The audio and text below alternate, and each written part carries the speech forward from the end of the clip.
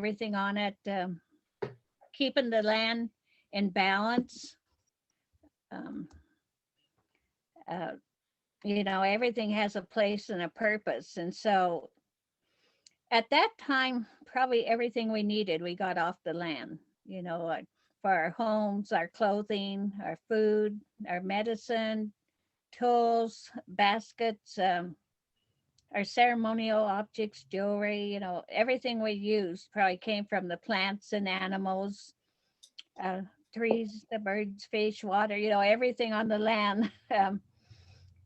We probably, no cars, so we traveled and traded, we did a lot of walking. um, we would have permanent villages in our high mountain valleys, and then would have temporary homes when we were out harvesting and gathering. And and so we'd spend the summers probably uh, gathering everything we needed to survive and what we needed off the land and taking care of the land.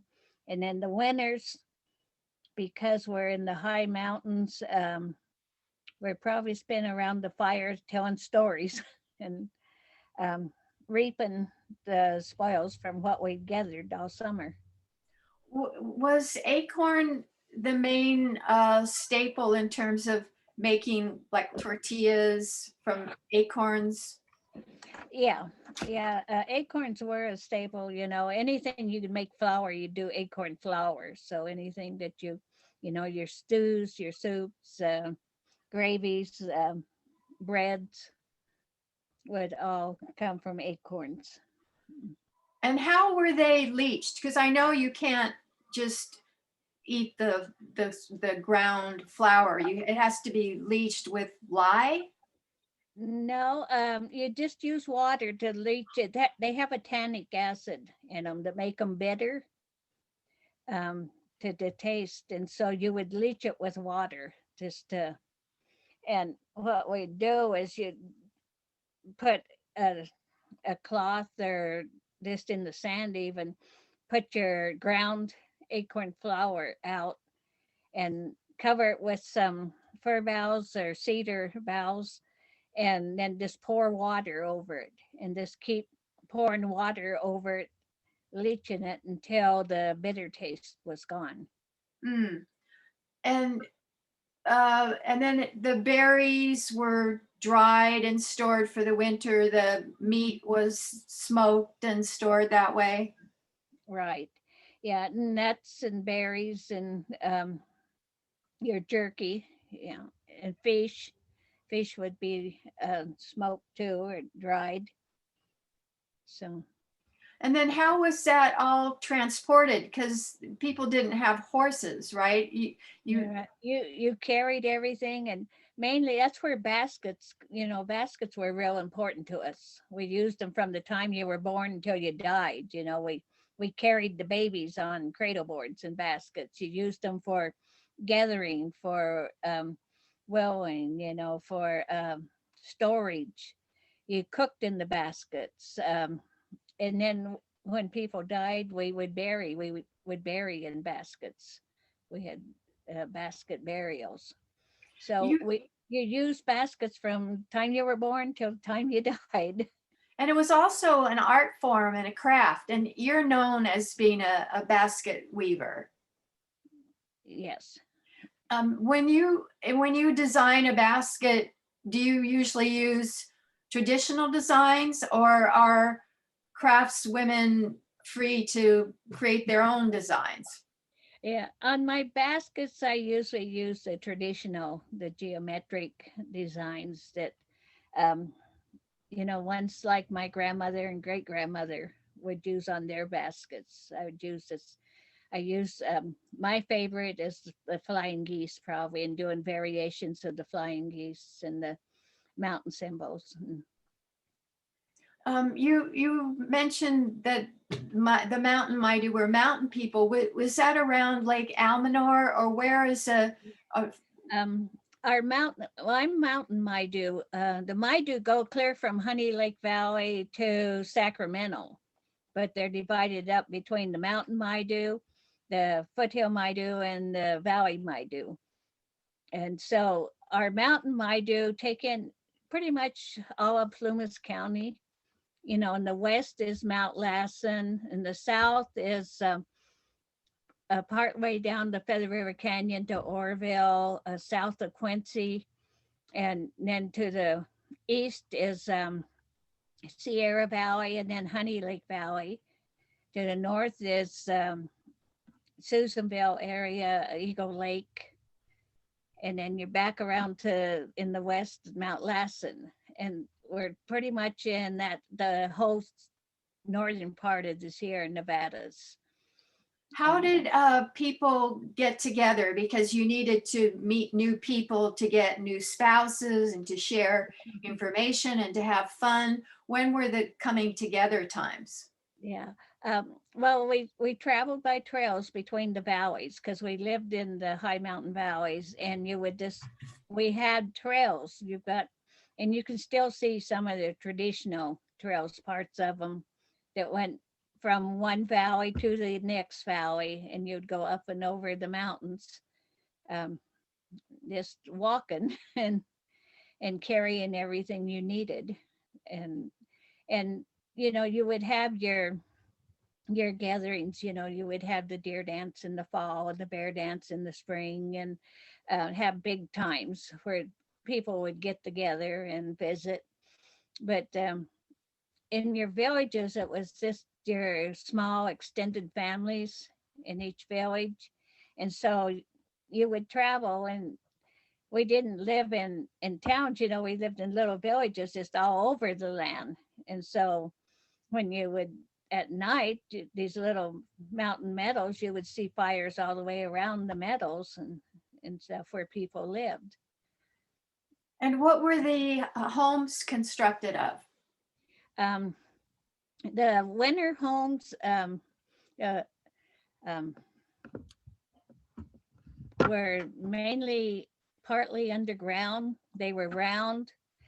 You would dig down a couple feet. You would have a bench of dirt around, and then you would have wood plank walls with a cone-shaped top, a shingle-type top on it with planks. Mainly cedar bark on the roofs.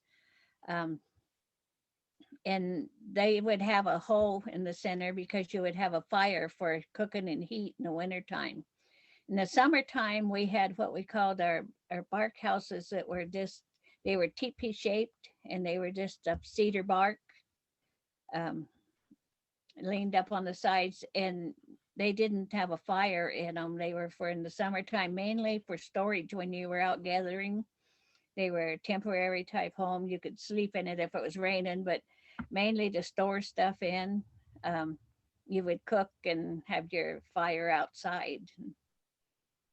And do you know all this because you experienced it as a child, or how do you know the traditions?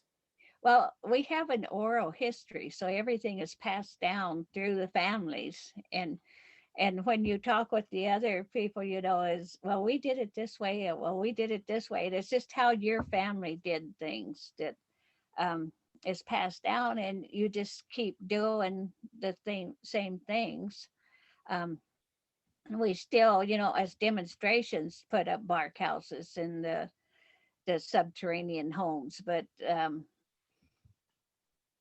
we live in houses now. I live in a trailer, but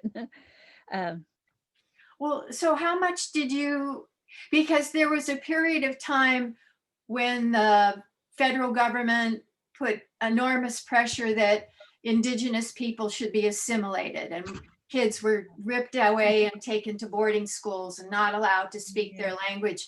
So I'm wondering how free your grandparents were to teach you. Yeah. Well, my grandmother went to boarding school, and I have pictures that I show of her before she went to boarding school and during the boarding school and after. And it's such a change of how, the government policies over the years of assimilation and relocation and the boarding schools and termination and just they've always tried to rip the Indians away from their culture and away from their land. But they haven't been able to do it because we're tied to that land. It's a part of us. But my grandmother, the picture that I have of her before she went to boarding school, she was about 14. Then she had her baskets because she made beautiful baskets, her beadwork.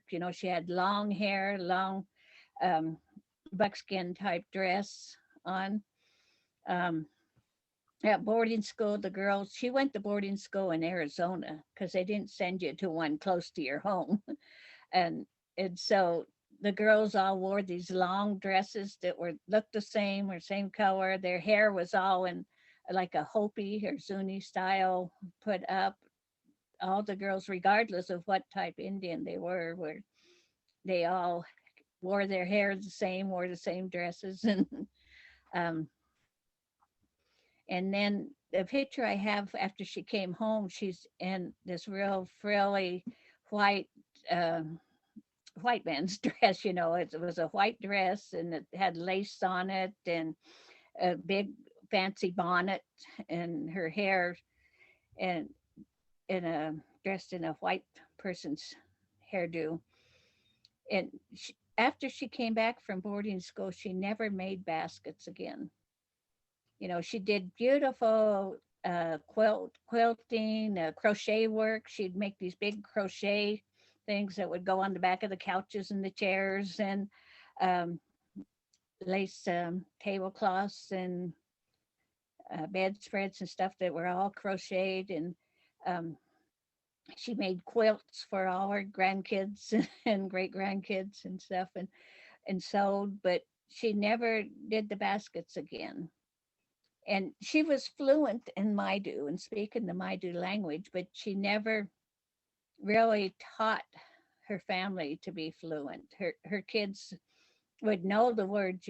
I'd sit and I'd listen to her talking with the other older ladies in Maidu, but I could never pick it up because she would tell us, she didn't want us to learn that uh, it wasn't necessary for us to know the Maidu language. When was she born? Around what year? She was born in 1885 here in Indian Valley. Her mother, they figured, she was born in Big Meadows, where Lake Almanor is now.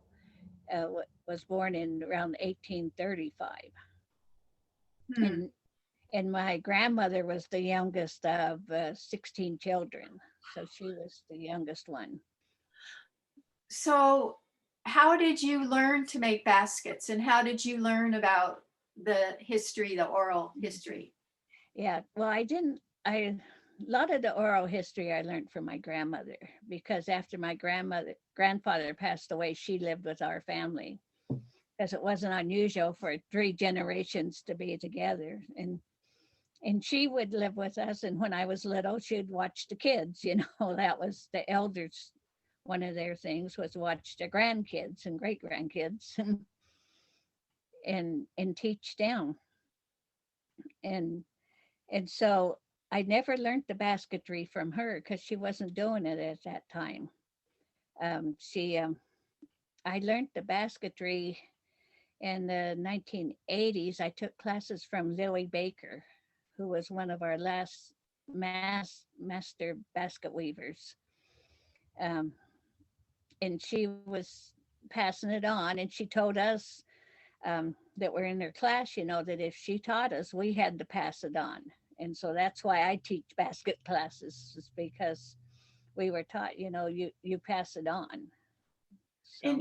In the traditional villages, how were the elders automatically the leaders and decision makers, or how were decisions made? Okay, well, we did have headmen in our village.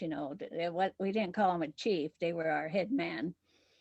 usually the head of your family, since the villages were extended families, was your head man.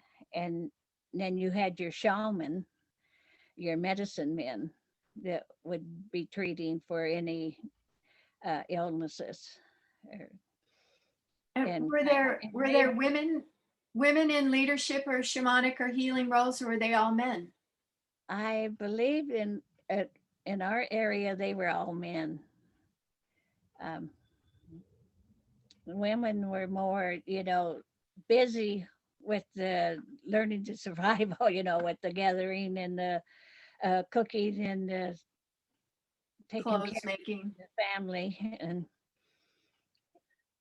Um, the shamans that I know about treat with herbs and medicinal plants. They know the spirit of the plant, and sometimes they journey to the underworld and retrieve a lost part of the spirit that's been lost to trauma or something. Do they do that kind of visionary work as well as plant work?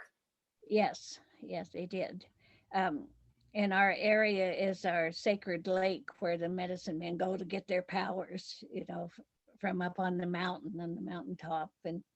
Um, and so even medicine men from surrounding areas would come there to get their powers. And we've had stories passed down about medicine men's powers and the forms that they can take, and of different animals, of big green lizard like things that run through the forests, and different things like that, or the little people. We have our stories and our legends that we hand down, and they just explain whatever you have questions of about something to do with the medicine men and stuff. You can explain it with a story. People learn best that way. It makes sense. So if the shaman was doing his work, he might take the form of the big green lizard, even though there was nothing like that naturally occurring. Yeah. And it would be their power. You would talk about just like there were good medicine men, there were bad ones too. And so some had good power, some had bad power. And sometimes they would clash and they would fight each other for this person's soul or something, or to help them. And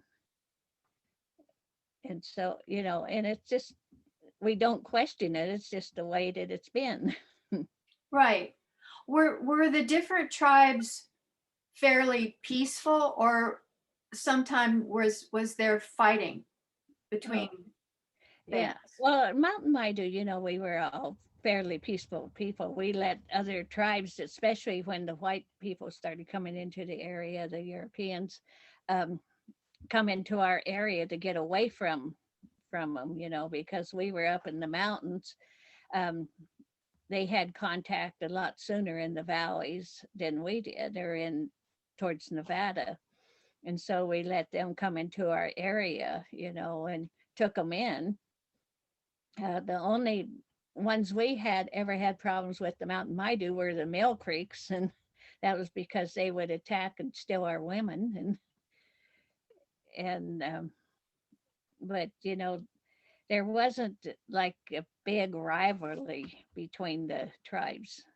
I was just thinking that the shamans Yeah, might be used like against the Mill Creek people if they were coming in to protect. yeah. Why do you think, so you're thinking that women didn't do these kind of activities because they were too busy just with maintaining Their families, yeah. with their basic living conditions? Were men involved in parenting as well as women? I mean, did they hold the babies and teach the children and that kind of thing? Um, yeah, as much as the women were. Most of the teaching comes from your elders, because they were the ones that couldn't go out if they were getting too old to go out and harvest and gather, or to help around the home. That was their job, to take care of the children and to teach them and to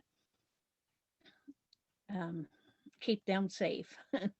Have, because the tradition is oral and I'm sure sacred, has anyone been tasked with writing it down so it doesn't get lost? Um, we've had people write down different, but it's usually the stories that we've gotten have been in families. They tell what their family did, because you don't know what other families do. They don't do things the same, and so they write down their family history instead of being oral. They'll write it down. And has that been done for your family? Um, Not a whole lot, no. I'm thinking that's something you may need to take on. Yeah. Um, People know Ishi, and was he Maidu, the last of the people who were living close to the land?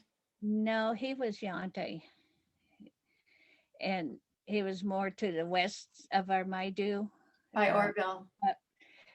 right south of Mount Lassen, um, between Mount Lassen, Chico area, Orville area, in there, in the foothills there. And do you think their way of life was similar to the Maidu? It was pretty similar, yes, especially in the type plants and the food, and um, they were lower down. We're more up in the conifer trees, where they were down lower in the oak trees more. And With so, the acorns. In your environmental work currently, when you're thinking about how to work with an area of land, you make a point of communicating with the plants and the animals. And as someone who does intuitive work, I'm interested in how you tune in to what's right for the, the creatures and the plants that live there. yeah, well, I always say it's, you just learn to listen to the land. You talk to it and you listen to it and find out what it needs.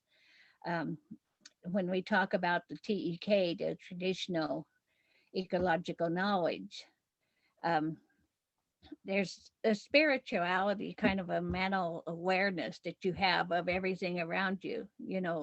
How we think that all the plants and the animals and the trees and fish and birds, even the water and fire and everything, they're all our relatives. And we take care of them the way we do our own family members. And then they take care of us. They give us everything we need.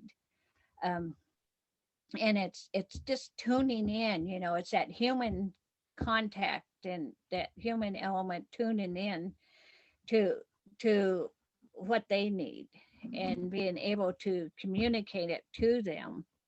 um, you use the Maidu language a lot, songs, prayers, um, ceremonies, to connect with your relatives. And It seems like offerings are really important, like to leave tobacco or some kind of, I'm taking this plant and I'm leaving this tobacco in appreciation and to express a yeah, reciprocal yeah, exchange. it's that mutual respect. You respect that plant or that animal, whatever you're being used. You always say thank you for it and leave something. um, Even if it's a song or a prayer, you leave something. um, and you never gather more than what you'd use. You show that respect to the plant. You let it know when you're out gathering. When I'm gathering basket materials, I'll let the plants know that I need them, what they'll be used for, what um, that I need more. And then I'll go back in the next year and the next year, and there'll be more there, because you never take all of it. You never take everything. And then while you're gathering or harvesting, you're taking care of those plants. If you're getting big leaf maple and you get what you want, then you do some lopping and cut up some other pieces and scatter them so that you would get those new shoots coming up the next year. Um, if you're doing willow after you've gathered it, you would burn it and cut it down so that you have the new shoots, because your new straight shoots are your best shoots for basketry. And where they don't, wherever they fork, they're a weak spot when you go to split them down. And so you take care of those plants as you're going, if you burn, if you cut, if you lop or prune, if you can gather seeds, gathering seeds and then scatter seeds, replant however that plant needs to be taken care of, or when you're gathering it for my basket materials, or if we were doing it for medicine or food, you would do the same thing, but you show that respect to that plant or that animal that you're using. Some people find that I think birds are especially, like hawk is a messenger that gives a certain message if you see it over and over, or that kind of thing. Do you find that kind of symbolic communication with, say, with birds?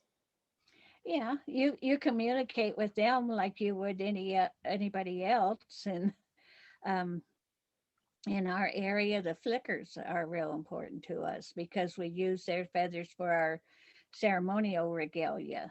That they're important because we need them, and you let them know that you need them, and that's part of what we call the TEK. Is that other element, that interaction between you and your other relatives. Mm-hmm. What else might people offer besides tobacco, or prayer or a song? um just to thank you. Just um letting a plant or something know that you need it, that it's wanted. It's that compassion kind of for them too. Whenever I pick flowers for my garden or fruit or whatever, I always say thank you to the plant. Maybe just in my mind, but I definitely always thank them. It just seems polite. Yeah, yeah. It's surprising. We found out, going out on the land, taking our people out, just getting the people out there visiting the plants and the animals. It brings them back and it makes more. It really, that interaction helps. Some people think that there are elemental spirits, plant devas, they call them. So they're like unseen spirits of the cabbage or the flicker or the pine tree or whatever, that's kind of the guardian and the template or the form of those different animals. Do you think of it that way at all? Yeah. Well, I don't see it as anything separate. It's just part of that. You know, that's their spirit. Everything has a spirit, and that's their spirit. And when we do have the old ones around us that you can call on for help, or for wisdom, if you have a problem and you need help with and stuff, you can call on them to help you. The old ones, meaning? The ones that have passed on from this life and gone on, um, they're there if you need them. I know some in Africa, some tribes, whenever they eat, they pour a little libation on the ground in honor of the ancestors. So that they always have respect as just part Right. of their daily life and appreciation for the ancestors' help. Mm-hmm. Um, in terms of your environmental work, you were able to take control. I don't know what the right word is. Humbug Valley, which is really Tasmam Koyon near Lake Almanor, over 2,000 acres that the Maidu Summit Consortium is responsible for. Tell us about that. Okay.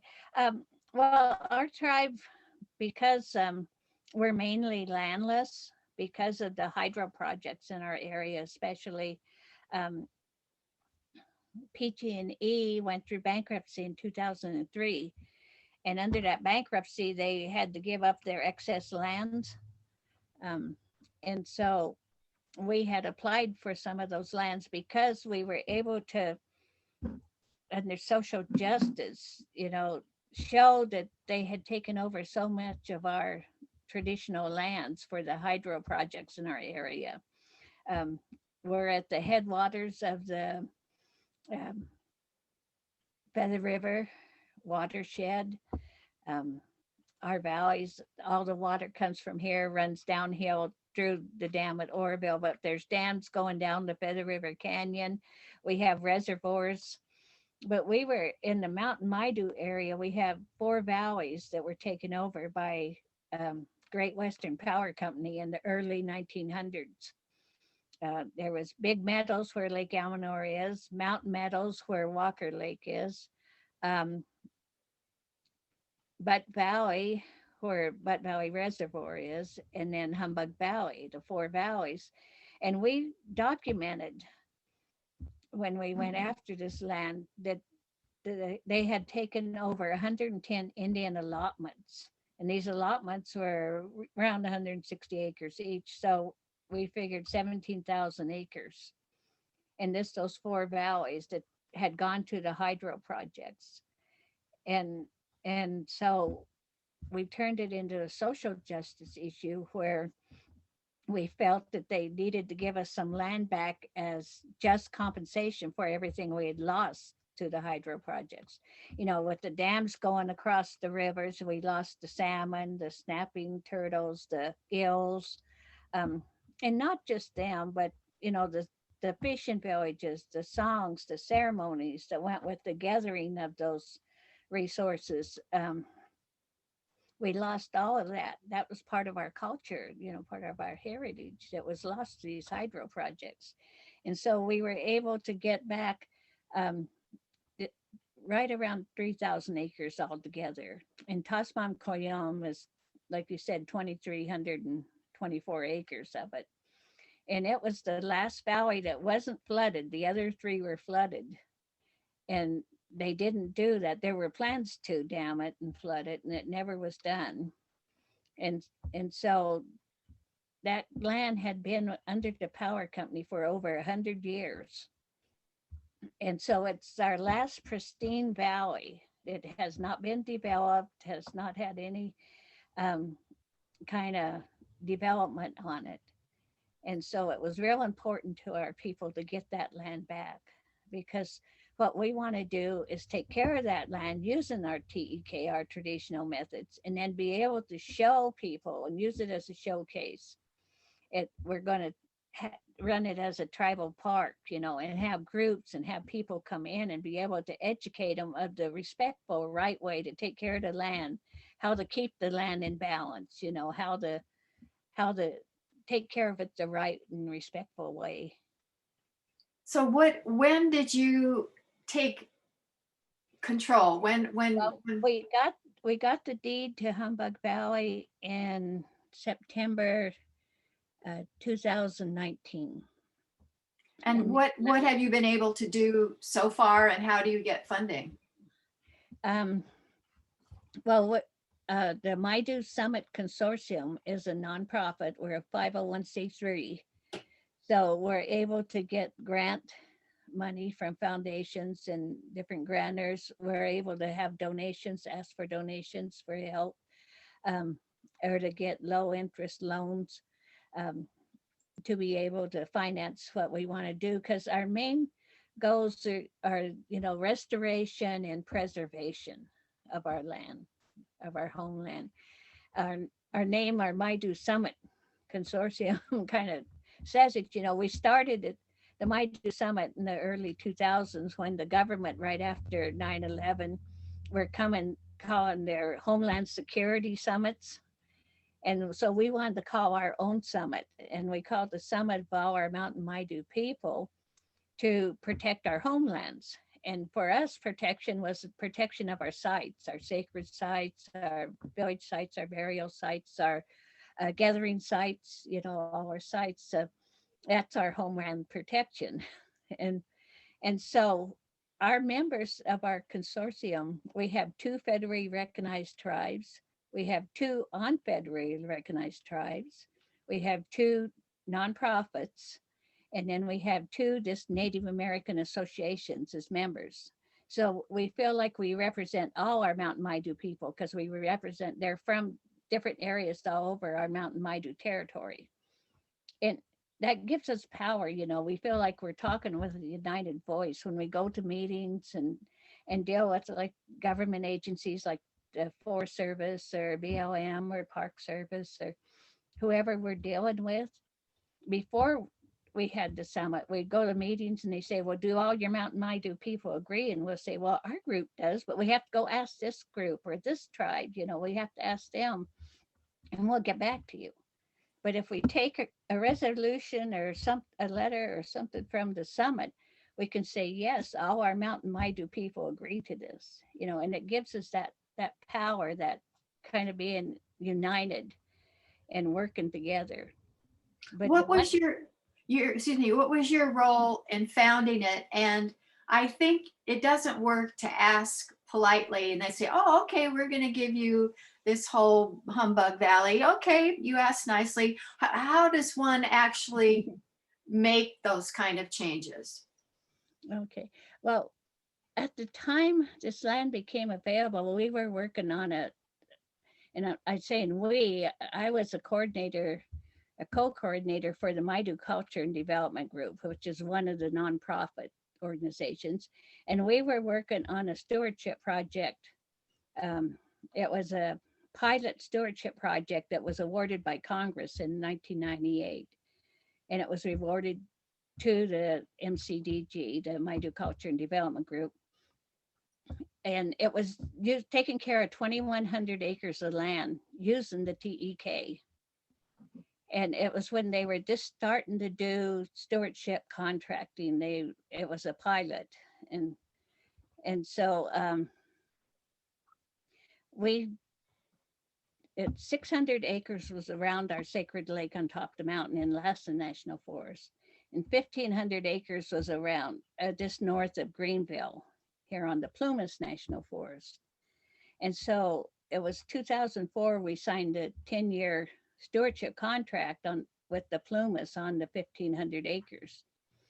And we took care of that land for 10 years using the TEK.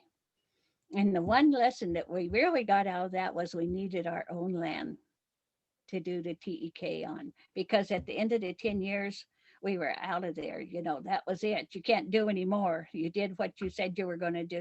We had an oak savanna area, willow management area, maple area, beargrass area, all these different plants that we were nurturing. And we did like fire safe thinning along the highway, because this land has a state highway went through it. It had a county road in it. It had a dump transfer site. It had a campground. It had a gun range. It had a lot of OHV damage, and in 10 years, we were able to reverse a lot of the damage that was done in the area and bring the plants and the animals back and be able to demonstrate how the TEK can do that.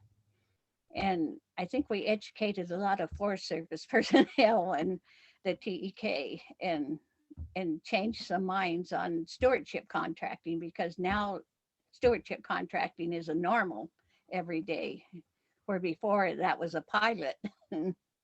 Mm. So in terms of strategies and tactics, what I'm hearing is unity, speaking with one voice is very powerful. What else makes the powers that be say, okay, you can have Humbug Valley? Oh, well, we had to jump through a lot of hoops to get Humbug Valley back. We applied for, we started out, there were 30 parcels available in our area. And we started out, we wrote a land management plan in 2007. We wanted all 30. And we get this, well, that's too much. You don't have the capacity to take care of it. You need to cut it down. And even our attorneys were saying, yeah, you need to make it workable, so we cut it down to 17 parcels. And then, and we wrote another land management plan in 2010.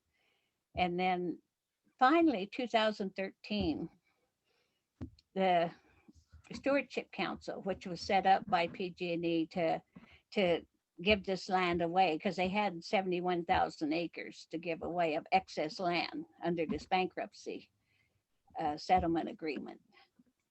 And so they said, well, we're going to give you Humbug Valley, but we had to fight for it because there were other people who had applied for it too. And what we did is we started having meetings with the other organization, well, it was a government agency that wanted the land, and started having meetings and just told them, we really need to have the deed to the land. We'll work with you, we'll do things with you. You could even be a conservation easement holder, but we want to have the deed to the land. We want to have the land, know the land is ours, and that we can do this TEK and it'll be there forever for us to be able to demonstrate on the way to take care of the land the right way. And so finally they agreed. It was the California Fish and Wildlife, and they finally, in one of their meetings, and it still gives me chills to think of it, when they said, we agree the Maidu should have ownership of the land, so that was the big stumbling block. And once we got past that, then we had to show compassion. We had to incorporate as a nonprofit to be eligible, because to be eligible to go after this land, you had to be a government entity, such as a county or Forest Service or BLM or Park Service or some kind of government entity, land trust or conservation agency, or a tribe, a recognized tribe. And where we had members that were not recognized. We only had 2 federally recognized tribes as members of our consortium. We incorporated as a 501c3, as a nonprofit, in order to be eligible, because you could be an environmental nonprofit and apply for the land. And so that's the way we went. We had to do that. But then they were saying, well, what do we know of your capacity? You're a new organization. You're just starting. Even though our organizations have been around hundreds of years, some of them, our tribe. So we had to show each of our 9 members had to write up, of what land they had, how they took care of their land, what projects, we wrote about our TEK camp that we had at our Indian Education Center. Roundhouse Council wrote about their TEK camp they'd been having for over 20 years with the kids. We wrote about our Maidu stewardship project that we did, the pilot stewardship project.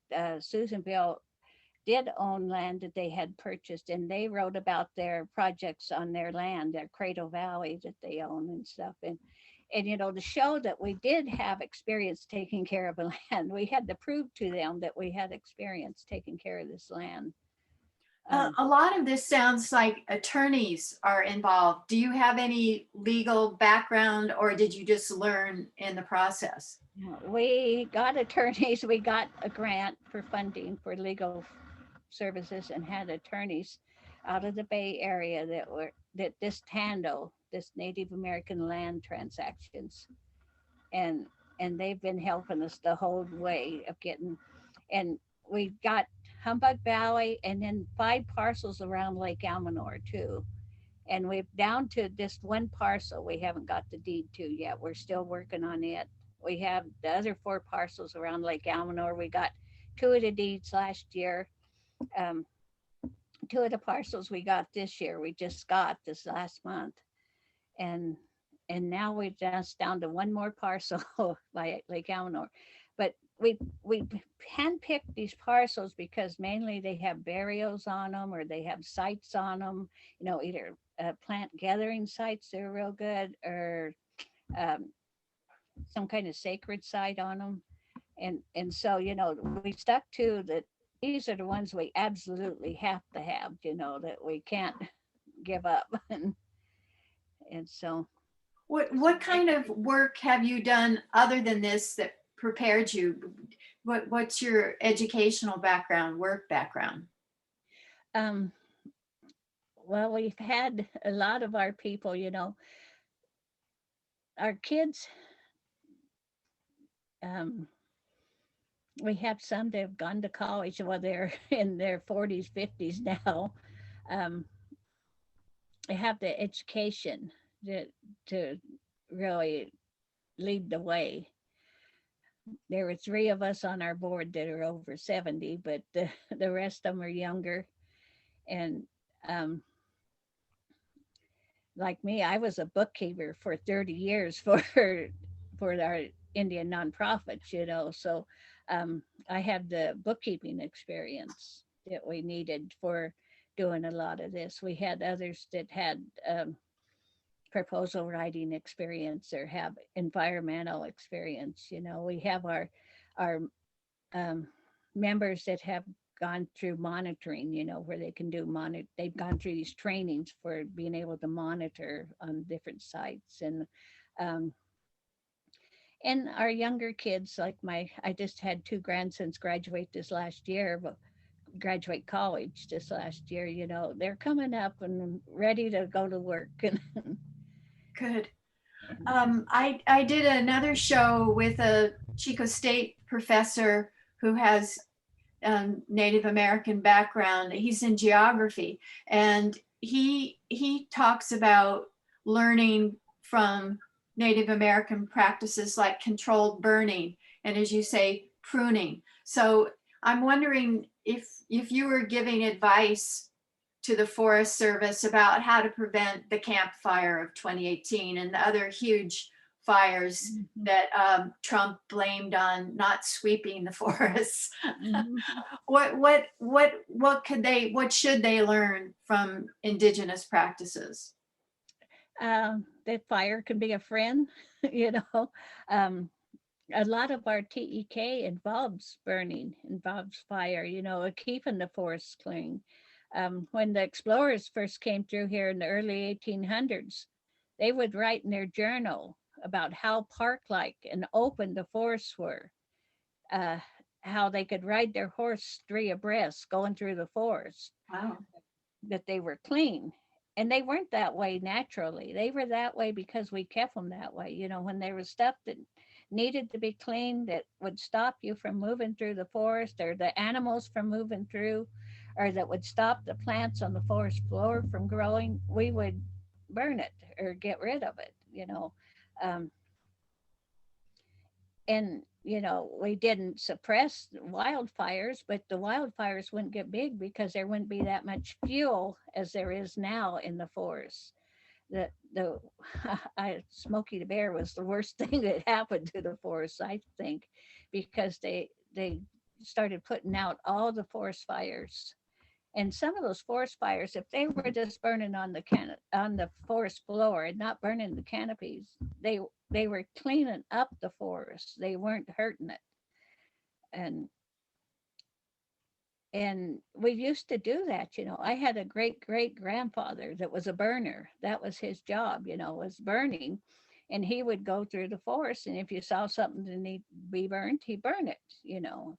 And it didn't matter the time of year or anything, because it would just be one little thing and it would burn and then it go out, you know. It would, you had that relationship with the fire that it would just burn what you needed to be burned. And um but his family would always, they tell the story in my family about how they would always know where he was, because he would go over the hill, walk over the hill to go visit family in the other valley. But they would see these little columns of smoke coming up as he went up the hill. They would see little columns of smoke. And then in a couple of weeks, when he came home, they would see little columns of smoke coming down the hill. They would know he was coming home. They knew he was out there doing his job. He was burning as he went through the forest. And we kept them open and clean that way. So the first thing they need to do is reduce the canopy, you know, open them up so that the sun can get to the forest floor, so it can grow those plants, you know, the plants that we need, that the animals need to survive. Because everyone knows those new shoots, new plants are more nutritious for you and better for you than the older ones. And so So are the oak trees kind of permeable? I mean, they're impermeable to fire. They're used to it as indigenous trees. they come back a lot better after a fire. They stand up better in a fire. And if you go out to a burned area, they're the first trees to come back. And you know, and as we're doing restoration, we're learning a lot on doing meadow restoration, creek restoration, forest restoration, um, and bringing these plants and the animals back and stuff. A big part is opening it up and making the foods available for them, you know, to bring them. And Humbug and Tasmam Koyon, we want to uh, reintroduce the beaver and the porcupines and get that balance back to the land. You know, our predators, we need our predators out there. The Um, mountain lions and bears, yeah, you coyote. need the wolves even, you know, you need to have that balance to in order. Uh, 1990s, we had so many deer, they were starving to death, you know, because they were letting people kill the mountain lions. And once they stopped that, then the deer herds went down and the deer weren't starving. And then there was plants enough for all of them. And you've got to have a balance in there between them. And Hmm. So Trump was right in a way. It's not about raking, but it's about management in terms of burning and pruning and whatever. right. You mentioned raking in our stewardship project. The Forest Service just would stand there and shake their head. You know, they couldn't believe we had guys out there raking around plants and stuff as we were out there cutting timber and thinning. We had them raking around the plants we were trying to protect, you know. And it's like, you can't make money paying guys to rake.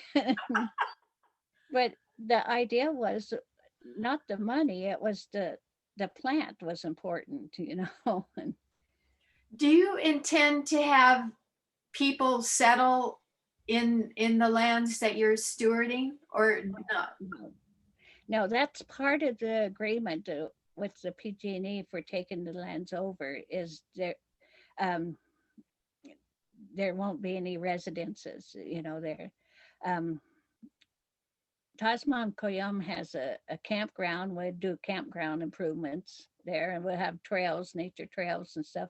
But it's, like I said, it's going to be like a park. There'll be a visitor center and uh, camping stuff. But we want to get people there, you know, to come there and then to get out of their vehicles and get out on the land and visit with the plants and the animals and be outdoors and out on the land, because that's what the land needs. It thrives on the people being there. You know, that's why wilderness areas we have a hard time with, because it you need to have the people there too. It's a symbiotic relationship where they appreciate each other when it's in balance. Yeah. What are you finding in terms of young people's, like teenagers, awareness and interest in these kind of keeping traditional practices? Yeah.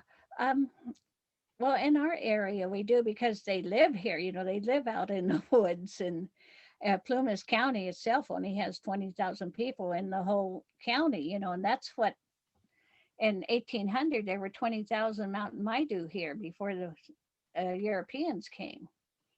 By 1860 it was down to 2,000, and then 2004 Indian census there was 287, something like that, on the census. um, so you know, we were almost extinct ourselves. But we're coming back, we're up to a couple thousand now. But you know, we're real rural. And so in our area, our kids grow up in the woods.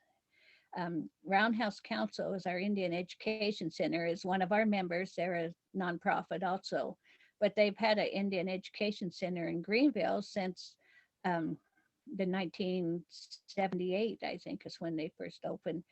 Um, but since the 80s, we've had TEK camps for the kids in the summertime, where we've taken them out. We started calling them cultural camps. And then when TEK became kind of the word to use, we changed it to TEK a few years ago. But, and it's just taking the kids out, you know, and camping in the forest and teaching them all the traditional things. And so they grow up with it. My kids went through the camps, now my grandkids are going to them. And so it's something, that is just, I don't know. Like I said, all the government policies forever have failed because they've tried to separate the Indians from their land and their heritage and culture, and they can't do it because we're so tied together that you always go home. They always go back to the land, and I think our kids do that. Are And there jobs for the kids when they? there are jobs, and when we have volunteers come and help and people come and help, we have families. They bring families and they bring 2-3 generations, and they work together on the land and do things together so that the young ones learn. We had a field camp last fall in Tasmam Koyon, where we put in a few of these beaver dams that ABDs. They're an analog beaver dam. They mimic the beaver dams. And it's to make the water go back out onto the meadow. So you build these dams in the creek so that the water spreads out, gets thick and spreads out into the meadow. And then the meadows hold that water till later in the year before releasing it. So our meadows can hold as much water as a reservoir if you get the water out into them. And so we've had them building dams, but there were whole families out there, grandparents and kids and grandkids and out there working, just helping. And we did like plant re-releases where we took our elderberry bushes and you cut all the little pine trees and all the little stuff for 30 feet around them, so that released it so the sun could get to the berry bushes that we used, the elderberry. And then we took those little trees and stuff that we'd cut and used them in the dams to build the dams in the creeks, because you just drive poles into the ground and then weave the trees back and forth on those poles going across the creek. And it just mimics what the beavers do. When we get the beavers to come back, which we're hoping they'll do now that we've got a few ponds in there, they can finish them up for us. That's great.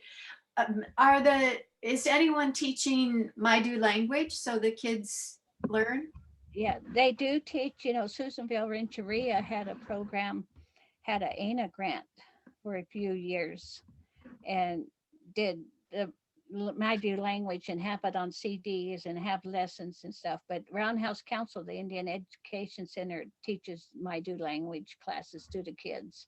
We have quite a few kids getting pretty fluent in Maidu now. And I think we caught it, at the time when we still had elders, fluent speakers, that really helped. They put the language onto these cards, and then they put them on the cassette tapes, and then now they have them on DVDs and CDs and stuff. They have the language on them so that we can use them for teaching. And what about the knowledge of the medicine men and shamans, that all the spiritual healing knowledge, is that being preserved? That runs more in the families, and that's a more personal thing that we don't get involved with through our organization, because we feel that if you're going to be a medicine man, you know it and you learn it, but we don't get involved in that. You know, families, you've talked to most of the families in the area, they'll tell you somebody in their family that was a shaman at one time, or a medicine man, one of their ancestors and stuff. And they'll tell you about, well, this person learned that knowledge, and they're teaching their kids, but that's not something that you go around bragging about. You don't brag about something like that, and that you could do it, or it. And it's something that if you're going to be a medicine man, you'll be one. And people make allowances for that. But it helps to have a teacher. Yeah. Yeah. And most, you know, you get to, especially when you get to my age, because I'll be 75 this year, you get to that point where you feel like you need to pass on, you need to teach. And the medicine men are the same way, you know, they need to pass it on to somebody and they'll do it. And they Mhm. choose somebody and work with them. And Mm. Um, so you would like, as your next goals, to add one more parcel around Lake Almanor. What other are your goals for the near future? okay, well, just taking care of this land now that we have it, just 3,000 acres, we need to take care of it. You know, we're working on um, fundraising for the different projects. We have an office in Chester. Um, we working on funding for it. We just hired a new executive director, Trina Cunningham, as a interim executive director, and so um, you know, just getting out, because last year was our first year of really being out in Tasmam and working out there, and we got the campground open before the COVID shut us down. um, but it took a lot of work. We had to do repairs. You know, the well had to be repaired. There were pipes that had to be repaired. A lot of the raking and hazard trees and stuff to get it going. We got a grant for enhancement, the campground enhancement, you know, for working, because we want to put in flush toilets and showers because it just has a vault toilet there. And we want to be able to bring groups in there. We want a little amphitheater, a little kitchen cooking area. Um, It would be we nice to have toilets that recycle and aren't right, water-based. yeah, and you know, we want to have trails where people can park and then they can get out and walk and on the trails, you know, not ride OHVs around all over the meadow or anything, and get them out walking. Um, there's an old line shack in the middle of the valley that's almost ready to fall down that we want to rehab and turn into a visitor center. Hmm. One of the parcels at Lake Almanor, we want to do a cultural center there. We our conservation easement, we have conservation easements on all this land. Feather River Land Trust is a conservation easement holder on them. But we want to do a cultural center that's going to have a museum, have a curation center, have classrooms, have offices, crew quarters, maintenance building, um, have a nursery greenhouse area for our native plants.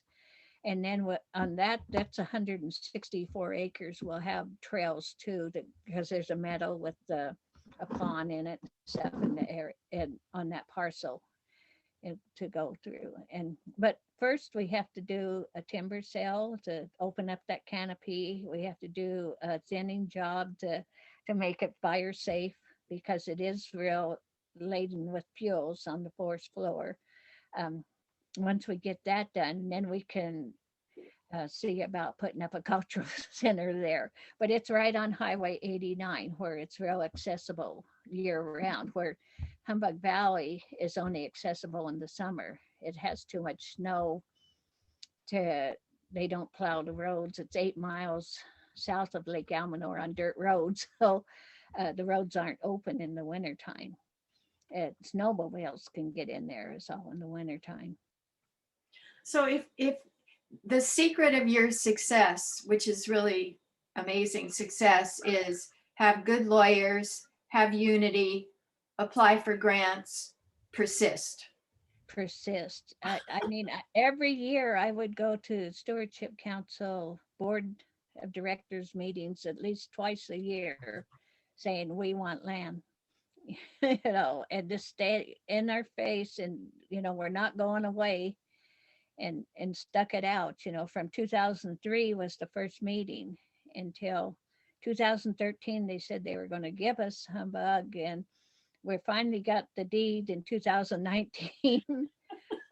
And we're still working on the other deeds, but we've I got think one the more. motto is squeaky wheels get oiled. Right. But we've stuck it out. We've lost members along the way, and um, we're doing it for them too. And so Absolutely. Could you say a word about the drum behind you? Is that an owl on the drum? no, that's a wolf. It it's not a drum, it's just a medallion. Ah, Okay, it's hanging on the wall. it's beautiful. If someone wants to give to the 501c, what's the best way they could make a donation? The best way is go to our website, and it's maidusummit.org. And there's a place there to join the Friends of Maidu Summit Consortium of MSC. Friends, it's called Friends of MSC. And when we first started out, we had Friends of Humbug Valley, but then we've got other parcels too, not just Humbug. So we changed it to Friends of MSC. And we're a 501c3, so it's tax deductible donations.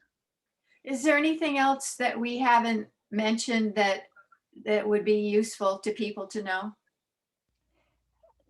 No, I don't think so. I think we've covered a lot. Okay. Um, Just keep tuned and plan on coming to visit.